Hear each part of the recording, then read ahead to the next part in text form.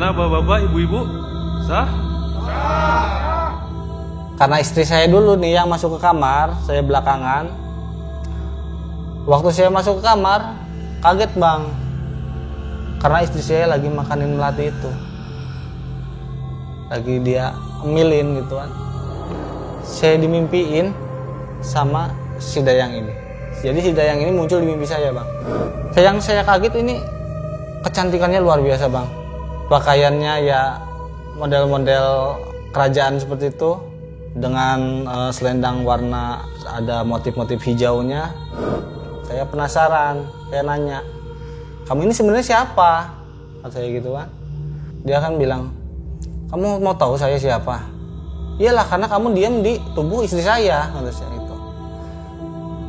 Saya ini Dayangnya Ibu Ratu Pantai Selatan.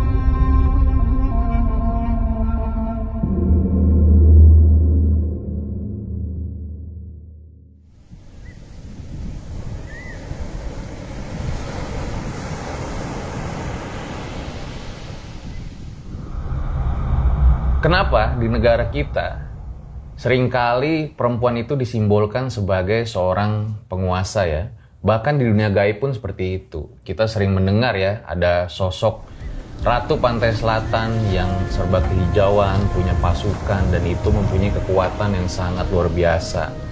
Bahkan belakangan ini juga ada sosok cewek Badarawuhi yang disebut-sebut juga punya kekuatan sangat luar biasa dengan baju-baju hijaunya serta pasukan ularnya.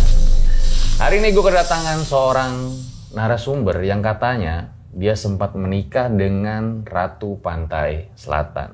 Halo Mas Megi. Halo Mas. Ini menikah dengan Ratu Pantai Selatan. Bukan dengan Ratu Pantai Selatan sih Bang, lebih ke Dayangnya.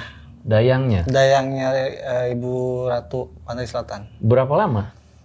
Sekitar kurang lebih 4 tahun setengah Bang. 4 tahun setengah. Ya. Tadi saya sempat dengar, jadi katanya ada pengorbanan yang kalau menurut saya ya itu nggak masuk di akal. Ya, betul. Dilakukan oleh Mas Megi betul. Untuk menikahi si sosok ini gitu. Ya, itu pengorbanan yang membuat saya sempat dijauhi teman-teman saya Bang. Oke. Ya. Tapi menyesal nggak? Karena itu pilihan hidup saya enggak Bang. Oke. Nggak ada penyesalan yang untuk sesuatu yang udah dimulai. Oke. Ditahan dulu ceritanya Mas Megi ya. Nah, apakah sosok Ratu Pantai Selatan atau Badarawuhi ini adalah sosok jin yang menyamar atau memang simbol aja, simbol dari kerajaan-kerajaan zaman dulu atau memang benar adanya?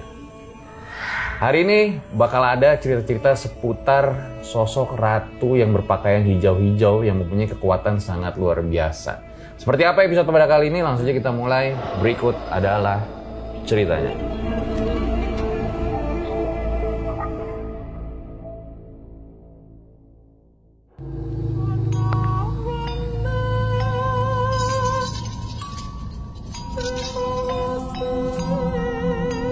Ya, Mas Megi boleh ceritain awal mulanya kayak gimana? Ya, awal mulanya itu ketika itu sekitar tahun 2015 itu ya Mas, Abang. Saya ini 3 bersahabat. Jadi saya punya sahabat yang satu kontrakan sama saya dan satu lagi dia beda kontrakan. Nah, kita ini punya pasangan masing-masing, Bang. Suatu hari kita merencanakan untuk mainlah bersama gitu, kita bertiga dan pasangan masing-masing. Nah, di sini saya bilang ke si Riko ini yang nggak sekontrakan sama saya, kok gimana kita kalau jalan-jalan, kita bawa pasangan kita masing-masing, kita jalan-jalan ke Curug lah gitu, ke air terjun. Terus dia bilang, nggak tahu karena pacar saya kerja dia. jadi nggak tahu bisa libur, nggak tahu enggak, bilangnya dia gitu kan. Ya kata saya, emang kerja di mana kok? Di minimarket dia jadi kasir, katanya gitu kan. Nah, datanglah di hari dimana kita janjian, ternyata si Riko ini nggak bisa ikut kita. Jadinya batal kan semuanya, nggak jadi jalan-jalan. Di situ karena saya bingung tuh, bete mau kemana karena hari libur kerja ya. Jadi saya itu ngopi di warung kopi tempat saya nongkrong biasa, nah, sama teman-teman. Dan ada satu tetangga saya yang cerita saat kita ngalor ngidul cerita, dia tiba-tiba cerita gini, di tempat kerja saya kasirnya sering kesurupan loh, katanya bilang kayak gitu. Kasirnya sering kesurupan, siapa namanya, orang mana, katanya kan, karena kepo kan. Namanya Nisa, dia orang RW sebelah, katanya gitu. Saya coba nebak, jangan-jangan pacarnya si Riko, katanya gitu. Ya iya betul, tapi katanya udah enggak, bilang si tangga saya ini yang kebetulan satu minimarket sama si Nisa yang jadi kasir ini. Singkat cerita, kepo lah saya, gimana sih kalau orang kesurupan itu gitu kan. Nah dari situ saya mulai rajin nih ke minimarket ini untuk belanja, untuk jajan lah, sekedar jajan gitu. Hingga suatu hari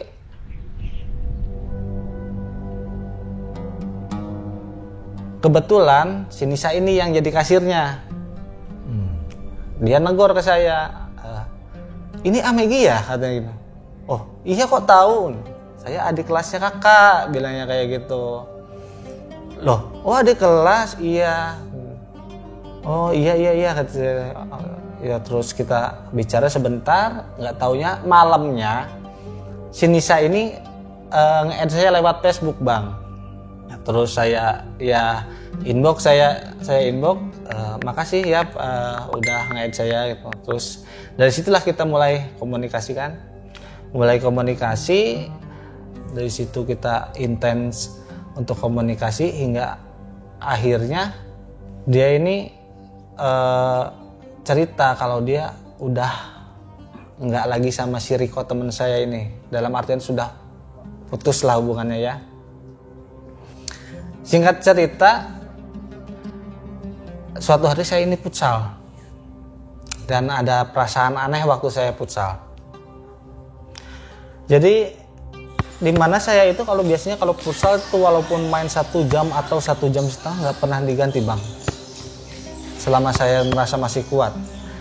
Tapi di saat itu baru 15 menit perasaan saya, kok saya pengen keluar ya, pengen diganti gitu loh. Akhirnya saya keluarlah, diganti teman saya duduk, saya minum. Nggak lama ada anak futsal nyamperin saya, Megi, iya saya, kenapa? Itu ada yang nyari. Loh siapa ya? Kurang tahu bang, saya samperin lah keluar. Ternyata saudaranya si Nisa yang nyari saya. Saudaranya si Nisa, saya bilang, ada apa ya? Ini Amegi, iya betul. Bisa ikut nggak? Ikut kemana? Ke rumahnya Nisa. Lo ada apa? Ya udah ikut aja. Ya udah saya ikut.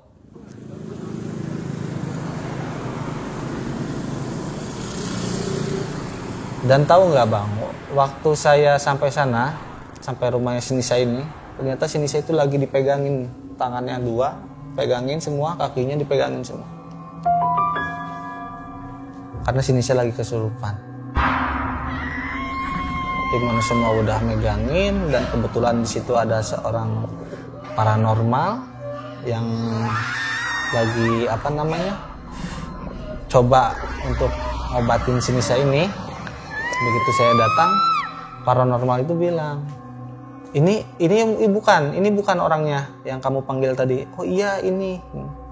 Terus si Nisa ini bilang, tolong aku gitu kan.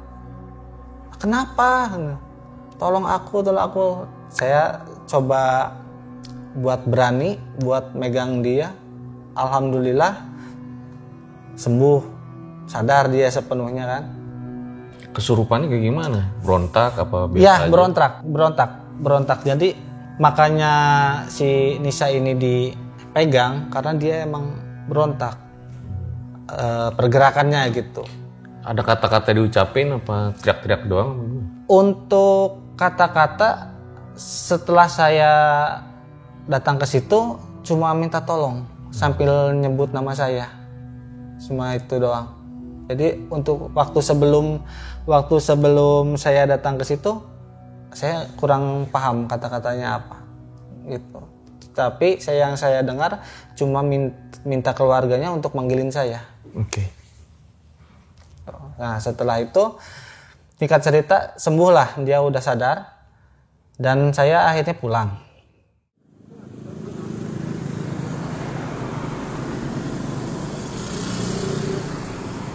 Pulang saya ya beres-beres mandi segala rupa. Selepas maghrib saya ditelepon sama si Nisa ini. Dia minta ditemenin. Oke, hari pertama saya temenin, nggak masalah. Hari kedua minta lagi, saya temenin lagi. Temenin apa? Jadi dia itu kalau nggak ada sih nggak ngerasa tenang, Bang. Di kantor? Di rumahnya. Oh, di rumah. Karena dia waktu udah dia kejadian itu, dia udah nggak masuk kerja. Karena ya mungkin malu atau entah apa, saya kurang paham alasannya. Yang jelas dia udah nggak kerja di situ, di minimarket itu.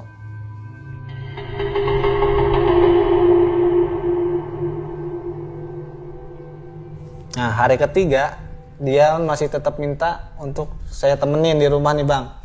Saya nggak enak dong, saya bukan siapa-siapanya kan, apalagi nanti takutnya ada perkataan yang nggak enak dari warga juga kan.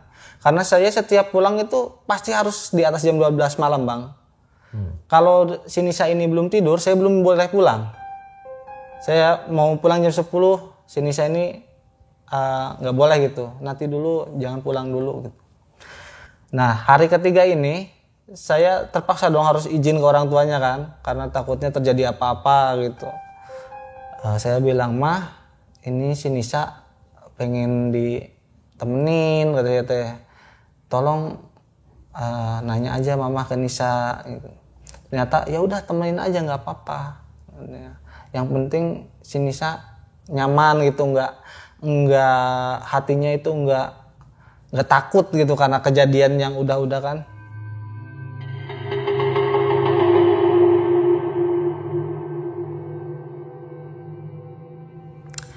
Nah, singkatlah dari situ saya temenin sampai sekiranya seminggu, saya setiap hari gitu kan. Hari Minggu, hari Senin saya kerja, pulang kerja kebetulan waktu itu lepas maghrib, Bang. Lepas maghrib saya pulang kerja, saya baru pulang udah ditelepon sama keluarganya si Nisa ini. "Bisa ke sini enggak? Di mana? Lagi di mana?" "Di rumah baru pulang." "Bisa ke sini enggak?" "Iya, bisa," katanya. Ya udah saya ke sana, ternyata lagi chaos, Bang, di sana. Si Nisa ini kerasukan lagi. Dan ini lebih parah dari sebelumnya gitu. Sampai praktisi atau paranormal yang ngurus dia itu minta bantuan saya, padahal saya bukan siapa-siapa, saya nggak bisa apa-apa, tapi menurut pandangan dia saya berguna untuk membantu beliau gitu loh. Parahnya gimana tuh? Jadi dari teriak-teriak, nangis, sampai cakar-cakar badan sendiri, sampai pergerakannya udah nggak terkontrol lah gitu. Nah, di situ saya atas arahan paranormal ini ikut bantuin dan alhamdulillahnya sembuh, Bang. Nah, di situ kan orang tuanya mulai panik nih. Orang tuanya mulai panik. Ini anak saya sebenarnya kenapa? Harus gimana? Nah, tiba-tiba si paranormal ini bilang harus dinikahin. Harus dinikahin. Loh, nikahnya sama siapa? Karena anak saya ini setahu saya, kata orang tuanya ya, setahu saya nggak punya pacar. Seperti itu. Nggak punya pacar, terus dinikahin sama siapa? Kata orang tuanya kan. Paranormal itu nunjuk saya, Bang. Nikahin sama anak ini. Saya kaget dong, karena waktu itu saya udah punya tunangan, Bang. Saya udah punya tunangan, masa iya saya tunangan sama siapa? Nikah sama siapa kan nanti apa kata lingkungan kan, nggak enak. Nah di situ saya bilang lah ke orang tua anak ini nih, si Nisa nih, bilang saya udah punya tunangan, gimana? Terus kita rundingan. Akhirnya saya bersedia untuk nolongin si Nisa dan saya pisah baik-baik dengan tunangan saya ya, walaupun beberapa keluarganya ada yang kurang terima gitu, tapi ya mungkin ini harus saya lakukan lah ya, karena ini untuk menolong seseorang gitu. Aslinya saya nggak punya rasa apa-apa, Bang. Cinta pun saya kayaknya enggak. Kenapa mau?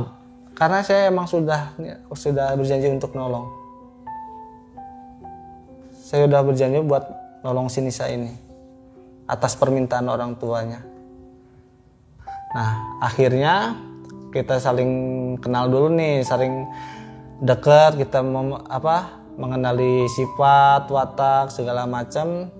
Dan itu cuma 21 hari, Bang.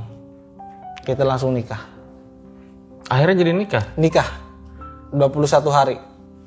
Nah tibalah suatu hari kita datang ke tempat dekorasi pernikahan. Kita pilih-pilih dekorasi, kita pilih-pilih gaun. Ada yang aneh, Bang. Kalau umumnya orang menikah itu dengan pakaian putih, serba putih, karena putih melambangkan kesucian ya.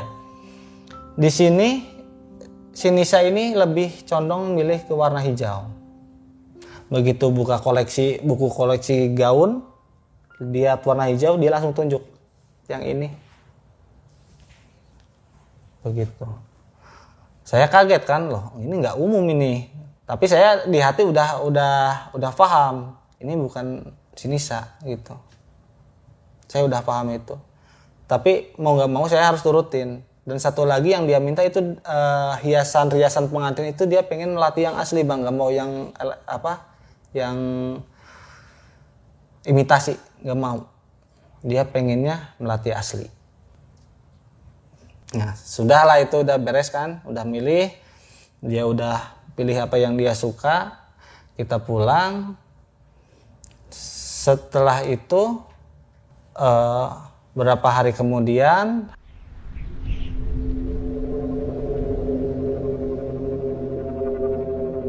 hampir sampai hari H kita mau nikah, ini malah ada kejadian yang lebih luar biasa lagi, Bang.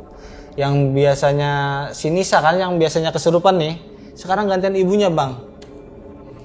Ibunya si Nisa ini kesurupannya itu udah luar biasa itu. Keluarganya megangin dia aja udah nggak kuat. Saya lagi kerja waktu ibunya inilah kesurupan, saya itu posisi lagi kerja karena dulu saya kerja di lapangan, Bang. Dari tempat saya kerja sampai ke rumah itu sekitar 20 km. Saya ditelepon, dia bilang, "Mama, tolongin Mama." Si Nisa nih yang telepon ya. "Tolongin Mama." "Kenapa?" "Mama kesurupan." Oh nggak mau lah, saya harus pulang. Karena kalau menghubungi paranormal yang biasa itu, yang kemarin ada itu nggak mungkin karena dia jauh banget. Sekitar 40 sampai 45 km jauhnya dari rumah. Makanya saya pulanglah dulu untuk lihat kondisi ibu mertua saya. Dan ternyata memang lagi chaos banget, Bang, situ, Bang. Jadi rumah udah berantakan. Ibu saya juga udah di luar nalar, pergerakannya itu maksudnya kacau lah pokoknya. Tenaganya udah nggak ada yang kuat untuk megangin. Akhirnya saya turun tangan, alhamdulillah selesai. Dan saya juga nggak nggak tahu ya bang, saya kok bisa gitu untuk menyembuhkan orang-orang yang dalam tanda kutip kesurupan gitu. Saya pun aneh, dari mana kemampuan itu saya dapat gitu loh. Gimana caranya? Jadi kalau harus mundur ya bang, dulu saya pernah pesantren bang, di Langen, di Banjar. Di Banjar saya pernah pesantren, dan dulu saya pernah dimimpin satu kakek-kakek. Pakai baju putih, serban putih, jenggot putih, panjangnya sekitar segini. Dia cuma bilang, kalau kata bahasa Sunda, abdi bade ngiring anjeun. Saya mau ikut ya gitu. Saya ikut kemana kek? Lah pokoknya saya mau ikut, bilangnya dia kayak gitu. Dan saya baru ingat di situ, apa karena si kakek ini yang bikin saya bisa tiba-tiba untuk mempunyai kemampuan seperti ini gitu loh. Iya, jadi maksudnya misalnya dia kesurupan gitu ya. Nah terus Mas Megi tuh ngapain gitu? Bacain doa? Iya, bacain doa yang, jadi ketika saya mau megang seseorang yang kesurupan gitu bang, di telinga saya ada yang bisikin selalu, harus caranya seperti ini, caranya seperti ini. Itu selalu, entah itu medianya daun, entah itu medianya hanya air, entah itu hanya medianya rokok, selalu dia kasih tahu gitu. Makanya saya bingung loh, kok aku tiba-tiba jadi seperti ini, jadi bisa seperti ini. Bahkan saudara-saudara saya pun semua sampai kaget gitu. Ibunya si Nisa ini selesai, saya berangkat kerja lagi, pulang lagi lepas maghrib, dan di situ juga dia akhirnya, ibunya ini kesurupan lagi bang. Jadi yang saya aneh itu, yang sebelumnya si Nisa yang sering kesurupan, sekarang pindah ke ibunya. Nah situ singkat aja, udah selesai. Sampailah kita di hari H kan, pernikahan. Seperti yang dia minta, kita pakai gaun warna hijau dengan dekorasi melati asli. Awal-awal acara semuanya lancar, alhamdulillah. Semua tamu-tamu datang, semua keluarga kumpul, sampai akhirnya sampai di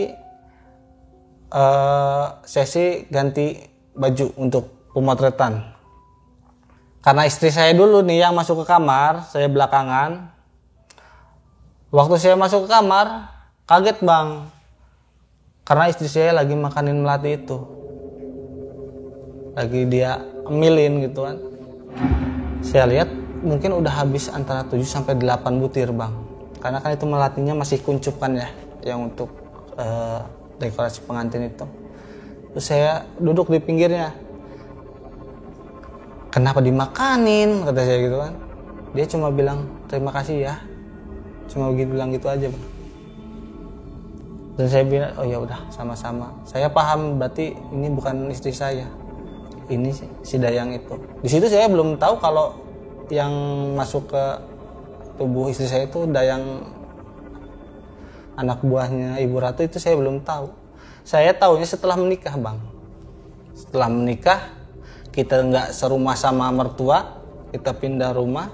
Suatu malam si Dayang ini masuk ke dalam, ya ambil alih tubuh istri saya. Saya penasaran, saya nanya, kamu ini sebenarnya siapa? Kata saya gitu kan. Dia kan bilang, kamu mau tahu saya siapa? Iyalah, karena kamu diam di tubuh istri saya, kata saya gitu. Saya ini Dayangnya Ibu Ratu Pantai Selatan, seperti itu. Saya belum percaya sepenuhnya dong, karena saya kurang yakin gitu loh. Saya tanya, kamu ini sebagai apa di sana? Sambil nari, dia bilang saya sebagai penghibur Ibu Ratu Pantai Selatan. Jadi tugasnya itu di mana Ibu lewat, dia sama dayang-dayang yang lain itu menari untuk Ibu. Untuk tariannya luwes, lemes, pokoknya udah seperti penari profesional aja bang. Saya nggak yakin kalau istri saya itu belajar tari, nggak yakin. Karena istri saya itu orangnya kaku. Untuk bersosialisasi dengan teman-teman atau teman-teman saya ya, itu juga susah. Jadi nggak mungkin dia itu belajar nari yang otomatis dilihat banyak orang. Itu saya nggak yakin. Dari situ saya baru agak percaya nih. Agak percaya, akhirnya dia minta satu permintaan, Bang. Tolong pasangin foto Ibu Ratu Pantai Selatan di kamar. Tapi bukan di kamar kita tidur. Karena kamar kita ada 2 kan, di belakang 1, di depan 1. Yang kita pakai itu yang di depan yang pakai tidur, yang di belakang lah yang dipasangin foto Ibu Ratu itu. Tapi dalam konteks nggak dibuat apa-apa, Bang. Nggak katanya ada ritual, itu nggak. Cuma mungkin untuk apa ya, pajangan doang gitu, supaya si Dayang ini kalau lihat foto itu lihat sama ingat sama majikannya gitu. Tapi akhirnya diturutin itu permintaan Diturutin, iya. setannya. Diturutin. Saya kan suruh pilih ya, kira-kira yang hampir mirip sama ibu ini yang mana, suruh pilih. Yang ini gitu. Ya udah kita cetak kan. Tapi yang saya masih bingung nih Bang ya. Nih maaf ya kalau saya tanya ya. Abang lebih milih untuk nikah sama orang yang sebenarnya abang nggak mau gitu. Iya. Sama. Terus yang kedua, udah tahu pasti hidupnya bakal lebih repot. Iya, betul. Kayak nggak masuk nalar saya Iya, gitu. justru itu. Karena saya sebelumnya udah janji, Bang. Saya sebelum nikah itu kakek-kakek itu muncul lagi. Ini yang harus kamu tolong. Nah dari situ sampai ibu saya pun marah sebenarnya, Bang. Sebenarnya ibu saya marah, tapi saya jelasin semuanya. Kenapa kok percaya sama kakek-kakek itu? Karena niatnya baik, karena nolong, Bang. Saya nolong orang yang lagi dalam musibah.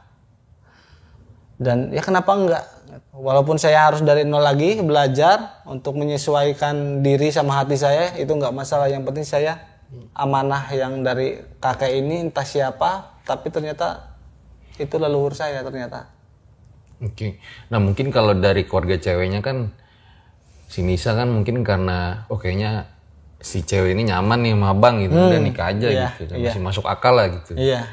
Nah kalau abang ini, ya itu saya memaksakan diri saya, Bang. nggak ada motif lain? Nggak ada, nggak ada. Saya juga itu sampai dihujat teman-teman segala rupa, karena ya mereka taunya saya udah sama tunangan saya itu udah 5 tahun kan, pacaran hingga akhirnya tunangan. Tapi gimana lagi ini hidup saya yang tahu alurnya, saya yang tahu harus kemana saya melangkah. Kalau apa itu yang setuju tuh. Di mana apa yang jadi tanggung jawab saya gitu. Itu saya yang tahu, mereka nggak tahu. Mungkin setelah video ini mereka jadi tahu. Oke. Gitu. Nah, lanjut lagi ya, Bang ya.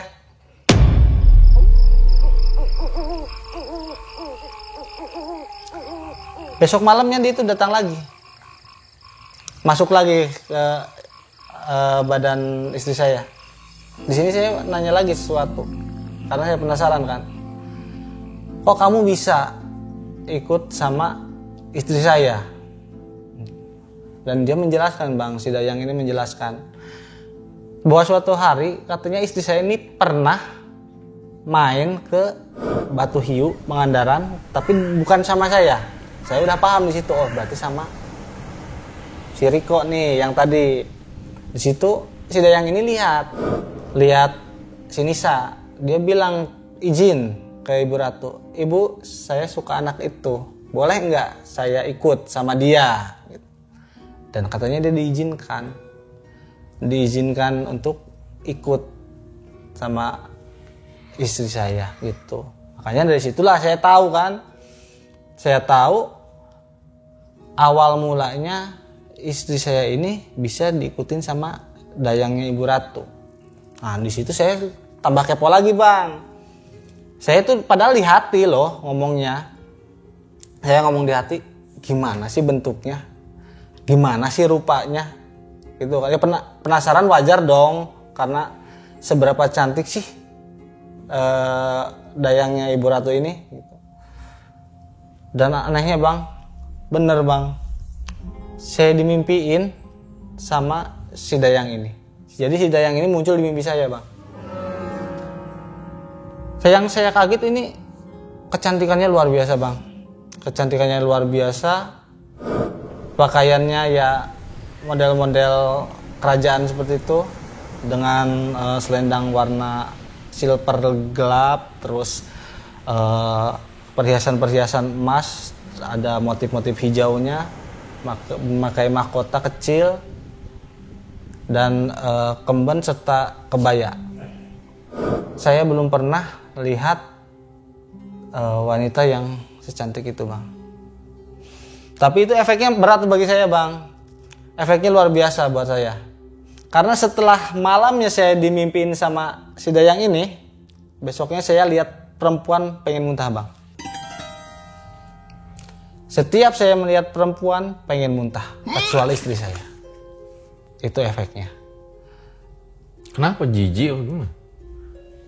Entah bang, jadi gimana ya, lihat wanita lain itu kayak nggak ada apa ya. Pernah ada nih di kompleksnya itu ada satu kembang desa bang, masih muda itu, dia masih anak SMA dulu. Biasanya kalau ketemu saya suka gombalin nih, suka bercandain. Saya lihat anak itu aja malah pengen muntah bang, nggak kayak biasanya. Saya kadang kasarnya siapa sih yang nggak pengen sama kembang desa itu nih, anak ini nih yang nggak suka sama dia. Saya malah pengen muntah lihat dia. Saya bingung kan, saya cerita mau berangkat kerja nggak jadi kan, jadi pulang lagi. Terus ditanyalah sama si Nisa nih, kenapa pulang lagi kok nggak jadi kerja? Nggak enak badan kata saya itu kan, nggak enak badan. Kenapa? Pengen muntah terus. Saya bilangnya kayak gitu. Nah terus saya cerita, teleponlah paranormal yang biasa ngebantu keluarga yang Nisa ini. Karena saya diangkat murid kan sama beliau, jadi saya mengadu ke beliau. Kenapa? Kok saya gini kalau lihat perempuan pengen muntah? Kalau lihat istri sih enggak, kalau lihat istri, tapi kalau lihat perempuan di luar pengen muntah. Saya bilang kayak gitu. Kamu habis ngapain tadi malam? Enggak ngapa-ngapain gitu saya. Terus kamu mimpi enggak? Oh iya mimpi saya pak. Mimpi apa kamu? Mimpi ketemu sama yang di dalam tubuhnya si Nisa, penjagaan si Nisa. Oh kalau itu bapak tahu katanya. Itu efeknya. Paling sebentar kamu seperti itu 3 hari. Dan bener bang, 3 hari saya nggak kerja. Karena saya takut ketemu perempuan di luar. Pasti saya mual itu bawaannya. Jadi terpaksa selama 3 hari itu saya diam di rumah, ngerem di rumah. Gitu. Nah di situ setelah 3 hari, alhamdulillah semuanya normal lagi. Dan itu baru seumur hidup sekali saya mengalami seperti itu bang.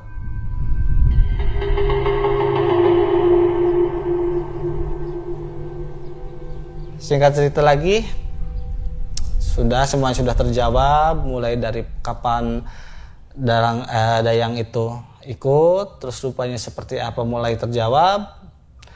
Akhirnya ternyata saya dapat kejutan bang dari istri saya bahwa dia hamil. Dia hamil dan dia udah nggak pernah lagi yang namanya itu kemasukan dari yang lain selain si Dayang ini.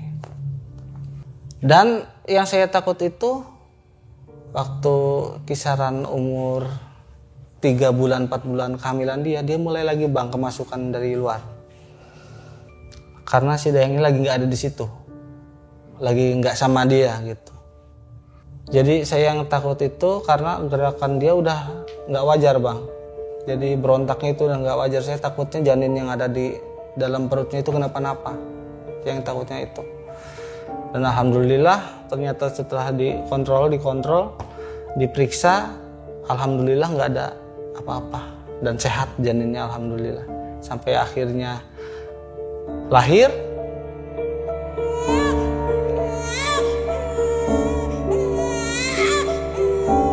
Anak saya tumbuh, dewasa. Saya lihat ada yang aneh bang dari anak saya bang. Anak saya ternyata bisa lihat makhluk seperti itu bang, makhluk halus. Ya mungkin umum ya kalau anak kecil bisa melihat sesuatu yang halus, tapi kalau sampai berteman kan kayaknya beda sama yang lain. Karena anak saya punya teman gaib, Bang. Pertamanya saya tahu kalau anak saya itu bisa lihat sesuatu yang gaib.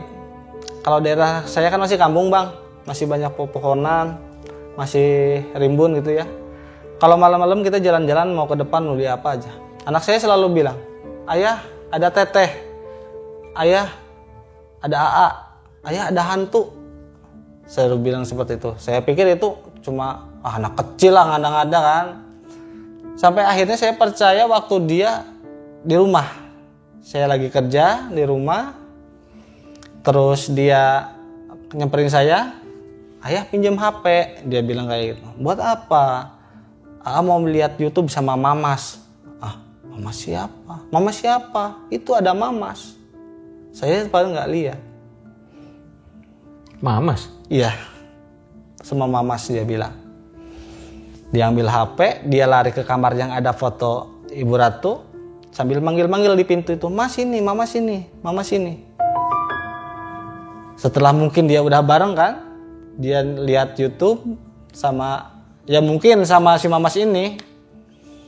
Saya liatin, ternyata iya.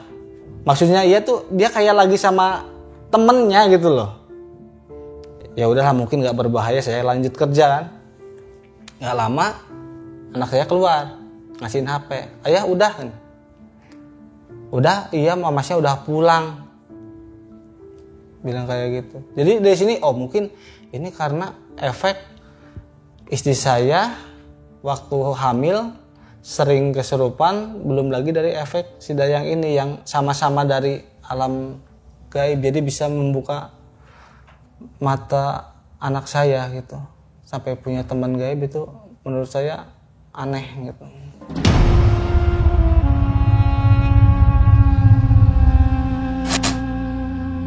Buat kalian yang punya pengalaman horor nyata, bisa kirim cerita kalian ke email RJ5 atau DM Instagram RJ5.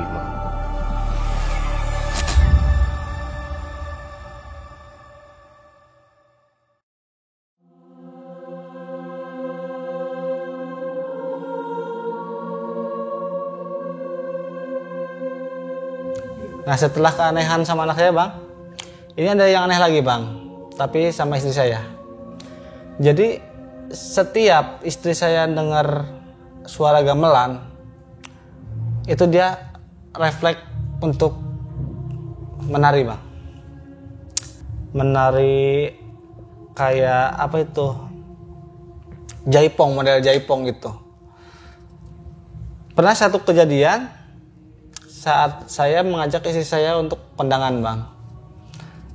Kita datang, masuk, terus ke Parasmanan. Nah waktu kita makan tuh dari sound system hajatan itu menyetel musik gamelan itu kan, karena adat Sunda. Istri saya kaget, jadi tapi masih sadar. Tangan saya kenapa? Tangan saya kenapa ini? Tangan saya kenapa? Kenapa emang? Kok pengen joget? Gitu. Dan dari situ saya langsung sadar.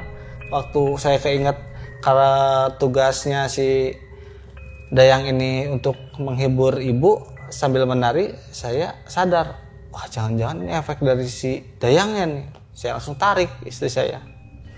Saya tarik, saya ajak pulang. Saya belum sempat itu kondangan, jadi saya balik lagi kondangan sendiri gitu. Nah, di situ jangankan di hajatan bang, tetangga saya kan udah sepuh nih. Dia itu setiap malam atau sore itu sering muter radio bang.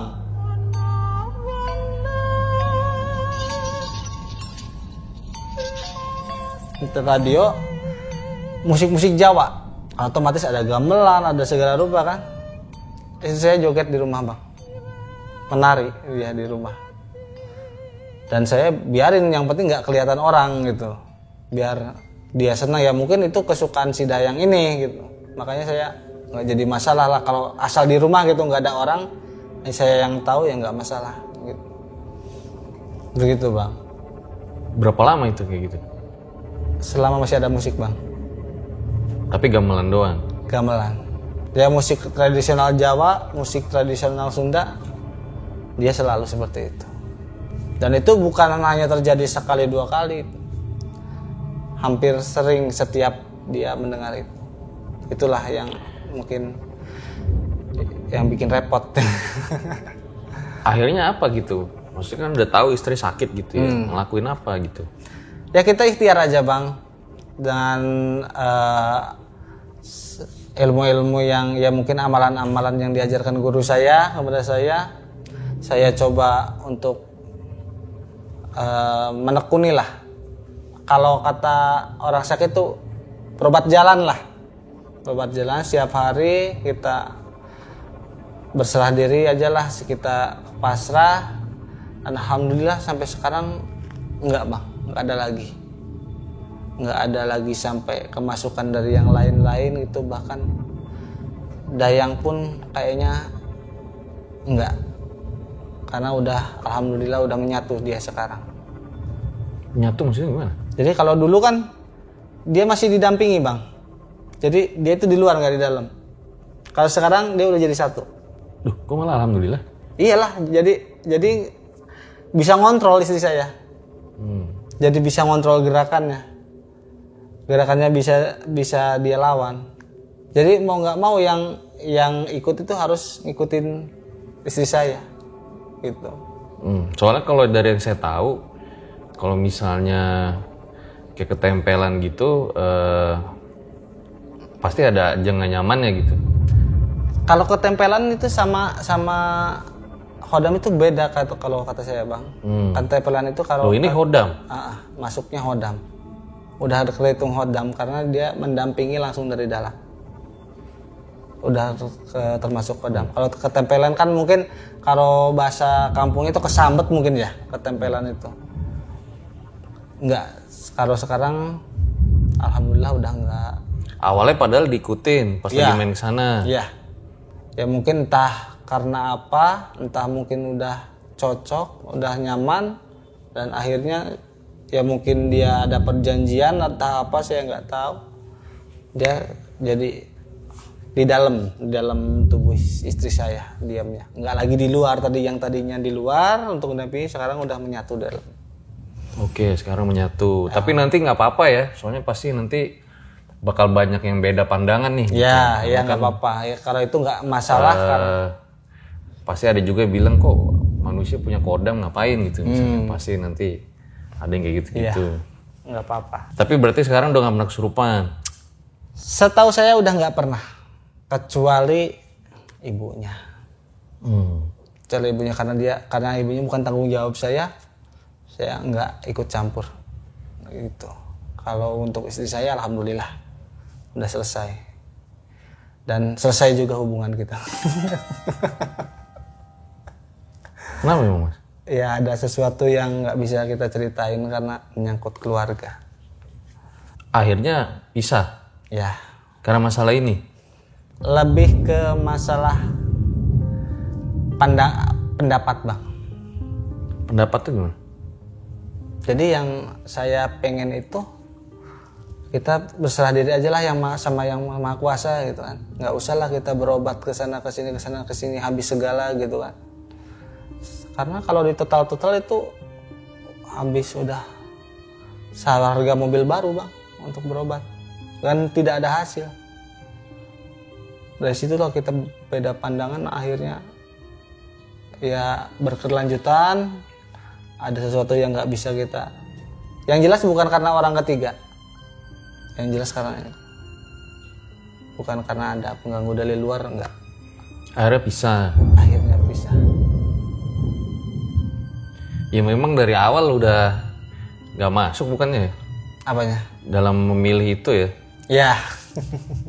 Karena bukan karena atas dasar sayang atau cinta bang, karena atas dasar niat saya ingin nolong. Tapi ternyata kita kesananya beda pandangan gitu. Kalau saya ini beda pandangannya bukan sama istri, tapi lebih ke orang tuanya. Gitu. Itulah yang buat kita terpaksa untuk udah cukup. Ya ya, mungkin pelajarnya di sini ya. Kalau misalnya pandangan mungkin bisa berbeda dari Masnya ya gitu ya. Iya. Tapi mungkin pelajarannya kalau mau nikah mikir-mikir dulu. Nah, ya. iya itu iya betul. Jadi kalau misalkan buat adik-adik yang belum menikah, yang mau rencana buat menikah, sebisa mungkin kenali dulu watak dan sifatnya. Kenali dulu dia sepaham mungkin sampai akhirnya adik-adik yakin untuk menikahi dia, silahkan.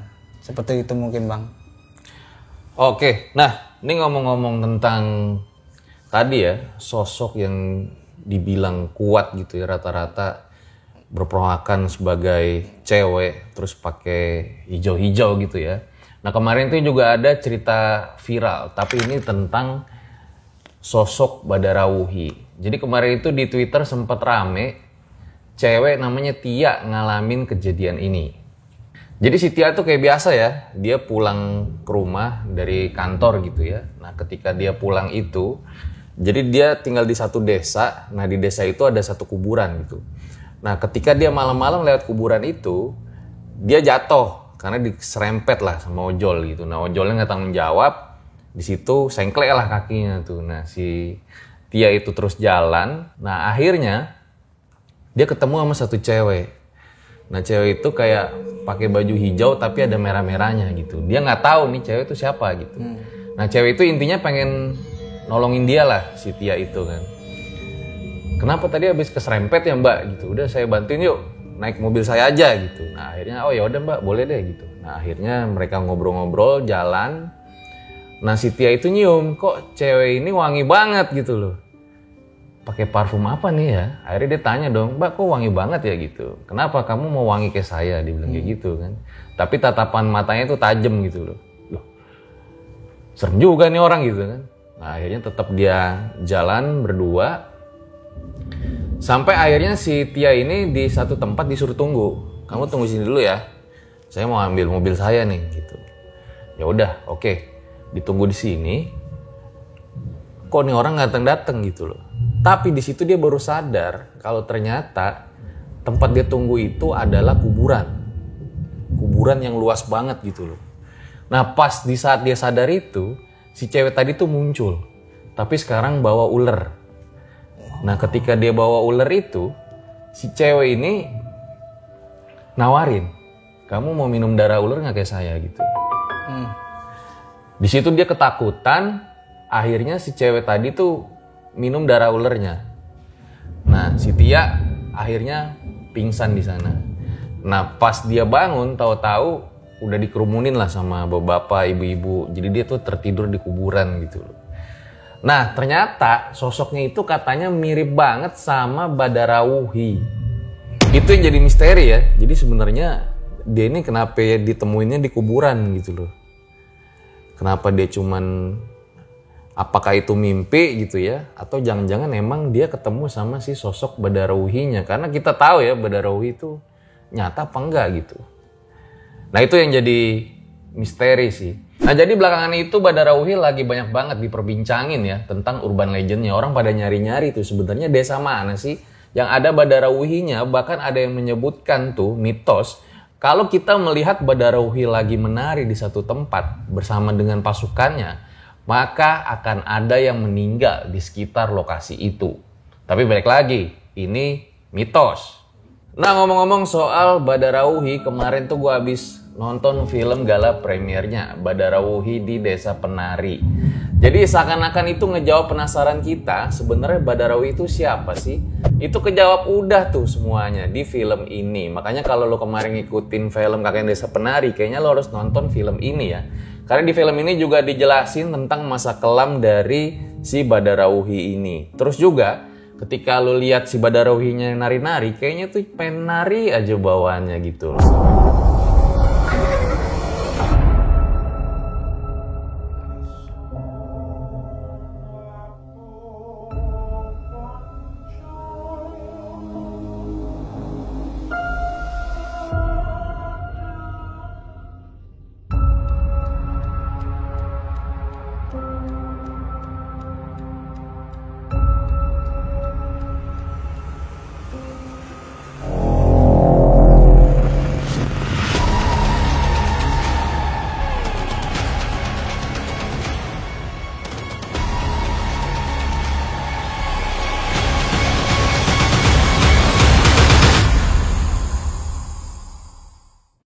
Yang bikin gue salut lagi sama film ini adalah ini film pertama di Asia Tenggara yang film for IMAX. Jadi kalian bisa tonton di luar negeri atau juga di bioskop kesayangan kalian di daerah masing-masing.